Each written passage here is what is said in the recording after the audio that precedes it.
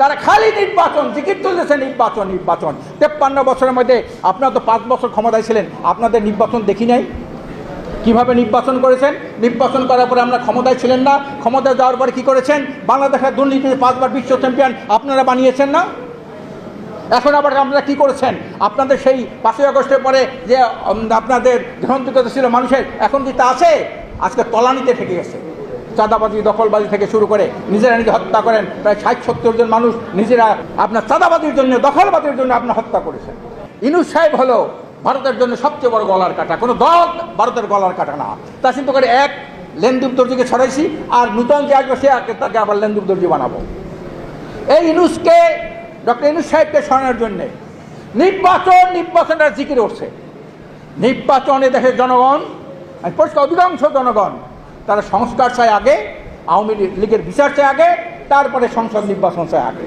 অধিকার কেউ কাউকে দেয় না, অধিকার আদায় করে নিতে হয়।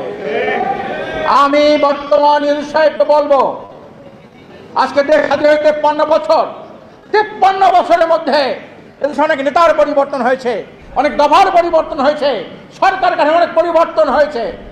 এদেশের মানুষ সংসদীয় পদ্ধতি সরকার দেখেছে, প্রেসিডেন্সিয়াল পদ্ধতি সরকার দেখেছে, সামরিক সরকার দেখেছে, তত্ত্বাবধায়ক সরকার দেখেছে, অন্তর্বর্তীকালীন সরকার দেখেছে।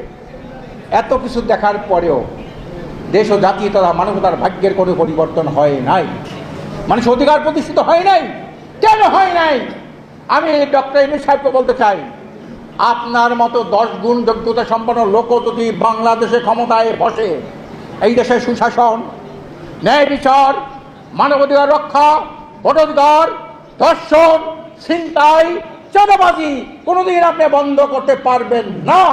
যতদিন পর্যন্ত এই ব্রিটিশের রেখে দেওয়া আইন পরিবর্তন করে একমাত্র মানবাধিকারী সর্বকালের সর্বশ্রেষ্ঠ আইন যেটা হলো ইসলামী শরিয়া আইন, এই শরিয়া আইন যতদিন পর্যন্ত এই জমিনে বাস্তবায়ন না হবে, ব্রিটিশের পাশ্চাত্য, আমেরিকার, ভারতের আইনের মাধ্যমে আপনি মানবাধিকার রক্ষা করতে পারবেন না। আপনি দুর্নীতি দুঃশাসন বন্ধ করতে পারবেন না, চুরি ডাকাতি বন্ধ করতে পারবেন না। আপনার আমলে 8 বছরে মেয়েরা ধর্ষিত হয় কিভাবে? 6 বছরে মেয়েরা ধর্ষিত হয় কিভাবে? কেন আপনি পারেন না? আপনার আমলে এখনো সেই দুরাচার, স্বৈরাচার, ভারতের পাচাটা লেনদুব দর্জি, বাংলাদেশের লেনদুব দর্জি শেখ হাসিনা। এই লেনদুব দর্জির তার যে সহচর ছিল, সেই সহচরগুলি পুলিশ থেকে শুরু করে বিভিন্ন সচিবালয় সেগুলো বসা আছে, আপনাদেরকে সরাইতে পারেন না।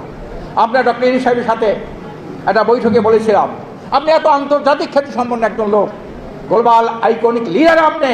আমরা বলতে চাই, এই যে টাকা চুরি করেছে, টাকা পাচার করেছে, মানুষকে গুম হত্যা করেছে, গণহত্যা চালিয়েছে, মানবাধিকার লঙ্ঘন করেছে, এই চোর ডাকাতগুলি, মানবতার হত্যাকারী এই লোকগুলি পালিয়ে গেল কিভাবে? এটা একটা প্রশ্ন না? পালিয়ে গেল কিভাবে? ভারত বলেছে হাসিনাকে তো আমরা নিয়ে আসি নাই, তোমরা এখানে দিয়ে গেছো, তোমরা তাকে নিয়ে যাও। মানে কি? দেশটা কোথায় যাচ্ছে? তুলনামূলকভাবে ইউনূস সাহেব আরো ভালো ভালো ভালো 53 বছর ইতিহাসে ইউনূস সাহেব অনেক ভালো, কিন্তু আইন যতদিন পরিবর্তন না হবে। আসলে ব্রিটিশরা কি করেছে? 200 বছর আমাদের শোষণ করেছে না? তা লুণ্ঠন করেছে না? সেই ব্রিটিশ আইন দিয়ে আমরা একটা সোনার দেশ বানাবেন, নূতন বাংলাদেশ বানাবেন, বোকার স্বর্গে বাস করা ছাড়া কিচ্ছু না। আমেরিকার আইন দিয়ে আপনি দেশ চালাবেন। আজকে ট্রাম্পের একটা বক্তব্য আছে যে ন্যায় বিচার সততা দিয়া শক্তিমত্তা মাপা যায় না, শক্তিমত্তা মাপার একমাত্র মানদণ্ড হলো অস্ত্র শক্তি। আজকের বলে আজকে ফিলিস্তিনে হাজার হাজার মানুষ আজকে সেখানে হত্যা করেছে, নারী শিশুদেরকে হত্যা করেছে। আমেরিকা সেখানে অকাতরে অস্ত্র দিচ্ছে। আমরা এই দেশে কিছু দল আছে আমেরিকার সাহায্য নিয়ে, তাদের পৃষ্ঠপোষকতা নিয়ে তারা ক্ষমতায় বসতে চায়। আমি আগে বললাম, আগে যখন হামাস উপরে আক্রমণ করছে গাজার উপরে, তখন বললাম যে আপনারা এটা প্রতিবাদ করেন না কেন? আমেরিকা খেপে যাবে। আমেরিকা এই জন্য করে নাই। এইবার কেন করেন? এইবার না করলে জনগণ খেপে যাবে। কাজে এই জন্যে প্রিয় ভাইরা আমার, সত্য খুঁজতে হবে, সত্য অনুসন্ধান করতে হবে। আমরা সেই 92% মানুষ মুসলমান, মুসলমানের সঙ্গে আল্লাহ পাক কোরআন দিয়েছেন, ফামান আসলামা ফাউলাইকা তাহাররাও রাশাদা। মুসলমান সে যে সত্যকে খোঁজে, সত্যকে খুঁজে সত্যটাকে গ্রহণ করে। কোন আইন শ্রেষ্ঠ? ব্রিটিশ আইন শ্রেষ্ঠ না আমেরিকার আইন শ্রেষ্ঠ, না রোমান আইন শ্রেষ্ঠ, না ল্যাটিন আইন শ্রেষ্ঠ, না ইসলামী আইন শ্রেষ্ঠ? ইসলামী আইন মানতে এত বাধা কেন, এত অনীহা কেন? ইসলাম হলো শাসকের জন্য, ইসলাম হলো শাসিতের জন্য, ইসলাম হলো যারা ক্ষমতায় থাকে তাদের জন্য, ইসলাম হলো জনগণের জন্য। এই জন্য শাসকরা মনে করে ইসলামী আইন হলে আমি মুক্তি পাবো না, আমারও বিচারে কাঠগড়ায় দায়িত্ব হবে। আজকের যারা দেশ এইভাবে শোষণ করলো, দেশটাকে অকার্যকর দেশে পরিণত গেল, ধ্বংসস্তূপে রেখে গেল, তাদেরকে রাজনৈতিকভাবে পুনর্বাসন করার জন্য কোনো কোনো দল পরোক্ষভাবে প্রত্যক্ষভাবে তাদেরকে আহ্বান জানায়। আজকে তারা ভারতের ভাষায় কথা বলে। আজকের ইউনূস সাহেব হলো ভারতের জন্য সবচেয়ে বড় গলার কাটা। কোনো দল ভারতের গলার কাটা না। তা চিন্তা করে এক লেন্দুব দর্জিকে ছড়াইছি, আর নূতন যে আসবে সে তাকে আবার লেন্দুব দর্জি বানাবো। এই ইউনূসকে, ডক্টর ইউনূস সাহেবকে সরানোর জন্যে নির্বাচনটা জিকির উঠছে। নির্বাচনে দেশের জনগণ, পরিষ্কার অধিকাংশ জনগণ তারা সংস্কার চায় আগে, আওয়ামী লীগের বিচার চায় আগে, তারপরে সংসদ নির্বাচন চায় আগে। কিন্তু একটা দল তারা খালি নির্বাচন জিকির তুলতেছে, নির্বাচন। 53 বছরের মধ্যে আপনারা তো 5 বছর ক্ষমতায় ছিলেন, আপনাদের নির্বাচন দেখি নাই? কিভাবে নির্বাচন করেছেন? নির্বাচন করার পরে আমরা ক্ষমতায় ছিলেন না, ক্ষমতায় যাওয়ার পরে কি করেছেন? বাংলাদেশের দুর্নীতিতে 5 বার বিশ্ব চ্যাম্পিয়ন আপনারা বানিয়েছেন না? এখন আবার আপনারা কি করেছেন? আপনাদের সেই 5ই আগস্টের পরে যে আপনাদের গ্রহণযোগ্যতা ছিল মানুষের, এখন কি তা আছে? আজকে তলানিতে ঠেকে গেছে। চাঁদাবাজি, দখলবাজি থেকে শুরু করে নিজেরা নিজে হত্যা করেন প্রায় 60-70 জন মানুষ নিজেরা আপনার চাঁদাবাজির জন্য, দখলবাজির জন্য আপনার হত্যা করেছেন। প্রিয় ভাইরা, আসুন, আল্লাহ পাক বলছেন তোমরা তোমার ভাগ্যের পরিবর্তন না করলে আমিও তোমার ভাগ্যের পরিবর্তন ঘটাবো না।